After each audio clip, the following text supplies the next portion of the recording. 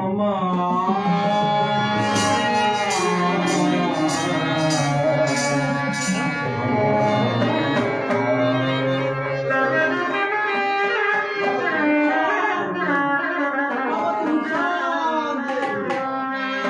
ಎಂಬುದಾಗಿ ಹೇಳಿ ಓರ್ವ ಬಡ ಬ್ರಾಹ್ಮಣನಾದರೂ ಕೂಡ ಒಂದು ಜೋಳಿಗೆಯನ್ನು ಕಟ್ಟಿಕೊಂಡು ಭಿಕ್ಷಾಟನೆಯನ್ನು ಮಾಡ್ಕೊಂಡು ಬರ್ತಾ ಇದ್ದಾನೆ. ಆತನಿಗಾದ್ರೂ ಕೂಡ ತಿನ್ನಲಾದರೂ ಅನ್ನವಿಲ್ಲ,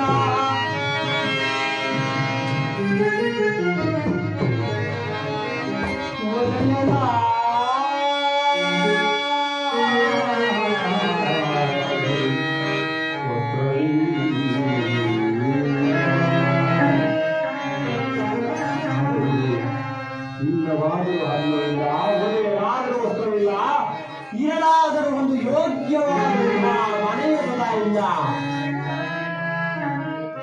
ಊರಲ್ಲಿ ಕೇರಿಯಲ್ಲಿ ಭಿಕ್ಷಾಟನೆಯನ್ನು ಮಾಡ್ಕೊಂಡು ಬರ್ತಾ ಕಾಲವನ್ನು ಕೈತಾ ಇದ್ದಾನೆ ಯಾವ ಬ್ರಾಹ್ಮಣ ಆದ್ರೂ ಕೂಡ.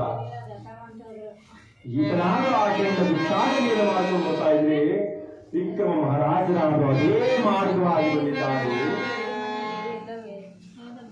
ಆ ಬಡ ಬ್ರಾಹ್ಮಣನನ್ನು ನೋಡಿದ್ದಾರೆ. ಆ ಬಡಬ್ರಾಹ್ಮಣನನ್ನು ನೋಡಿ ಹೇಳ್ತಾರಪ್ಪ, ನಮ್ಮ ರಾಜ್ಯದಲ್ಲಿ ಶ್ಯಾಮರಾಮರಗಳಿಲ್ಲ, ಕಳ್ಳ ಕಾಕರ ಭಯವಿಲ್ಲ, ಯಾವುದೇ ಕುಂದು ಕೊರತೆಗಳಿಲ್ಲ ಎಂಬುದಾಗಿ ಹೇಳಿದೆ. ಅದು ನೋಡು, ಓರ್ವ ಬ್ರಾಹ್ಮಣನಾದರೂ ಕೂಡ ಭಿಕ್ಷಾಟನೆಯನ್ನು ಮಾಡ್ಕೊಂಡು ಬರ್ತಾ ಇದ್ದಾರೆ. ಆತನನ್ನ ಅದು ಕರ್ಕೊಂಡು ಮಾಡ್ತಾ ಎಂಬುದಾಗಿ ಹೇಳಿದಾಗ ಮಂತ್ರಿ ಆದರೂ ಕೂಡ ಬ್ರಾಹ್ಮಣನ ಕರೆದುಕೊಂಡು ಬಂದಿದ್ದಾನೆ. ಆ ಬ್ರಾಹ್ಮಣನನ್ನ ವಿಕ್ರಮ ಮಹಾರಾಜನಾದ್ರು ಹೇಳಿದ್ರಪ್ಪ, ಇನ್ನಾದ್ರೂ ಕೂಡ ನಾಳೆ ಮಧ್ಯಾಹ್ನ 12 ಗಂಟೆಯ ವೇಳೆಗೆ ಅರಮನೆಯ ಬಳಿಗೆ ಬಾರಪ್ಪ ಎಂಬುದಾಗಿ ಹೇಳಿ ಆ ದೇವದತ್ತ ಬ್ರಾಹ್ಮಣನ ಹೇಳಿ ಹೋಗಿದ್ದಾರೆ. ಯಥಾ ಪ್ರಕಾರವಾಗಿ ಬ್ರಾಹ್ಮಣನಾದರೂ ಕೂಡ ಅರಮನೆಗೆ ಬಂದಿದ್ದಾನೆ. ವಿಕ್ರಮ ಮಹಾರಾಜರಾದರೂ ಮಂತ್ರಿಯಾದಂತಹ ಪಟ್ಟಿಗೆ ಹೇಳ್ತಾರೆ, ಮಂತ್ರಿ ಒಂದು ಕೂಸ್ಮಾಂಡ ಫಲವನ್ನು ತೆಗೆದುಕೊಂಡು ಬಾರಪ್ಪ. ಕೂಸ್ಮಾಂಡ ಫಲ ಎಂಬುದಾಗಿ ಹೇಳಿದ್ರೆ ಕುಂಬಳಕಾಯಿ. ಆ ಕುಂಬಳಕಾಯಿಯೊಳಗೆ ತಿಳು ಬೀಜವನ್ನು ತೆಗಿತೀವಿ. ಯಾಕಣ ಒಂಟೆ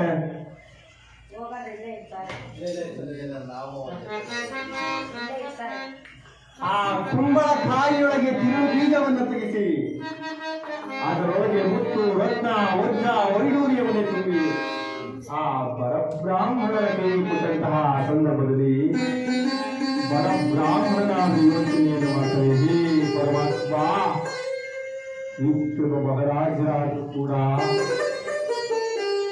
ಬ್ರಾಹ್ಮಣಂ ಭೋಜನ ಪ್ರಿಯ ಎಂಬುದಾಗಿ ಭಾವಿಸಿ ಕುಂಬಳಕಾಯಿಯನ್ನ ದಾನವಾಗಿ ಕೊಟ್ಟಿದ್ದಾರಲ್ಲ ಪರಮಾತ್ಮ. ಕುಂಬಳಕಾಯಿಯನ್ನ ಬೇಯಿಸಿ ತಿನ್ನುವಷ್ಟು ಸಲ ಮನೆಯಲ್ಲಿ ದವಸ ಧಾನ್ಯಗಳಿಲ್ಲವಯ್ಯ ದೇವ ಎಂಬುದಾಗಿ ಹೇಳಿ ಆ ಕುಂಬಳಕಾಯಿಯನ್ನು ತನ್ನ ಹೆಗಲ ಮೇಲೆ ಹೊತ್ತು ಹಾಗೆಯೇ ಹೋಗ್ತಾ ಇದ್ದಾನೆ. ಒಬ್ಬ ವರ್ತಕನಿಗೆ ಒಂದು ಹೊತ್ತಿಗಾಗುವಷ್ಟು ದವಸ ಧಾನ್ಯಗಳನ್ನು ತೆಗೆದುಕೊಂಡು ಕುಂಬಳಕಾಯಿಯನ್ನು ಮಾರಾಟ ಮಾಡಿ ಹೋಗಿದ್ದಾನೆ ನೋಡಿ.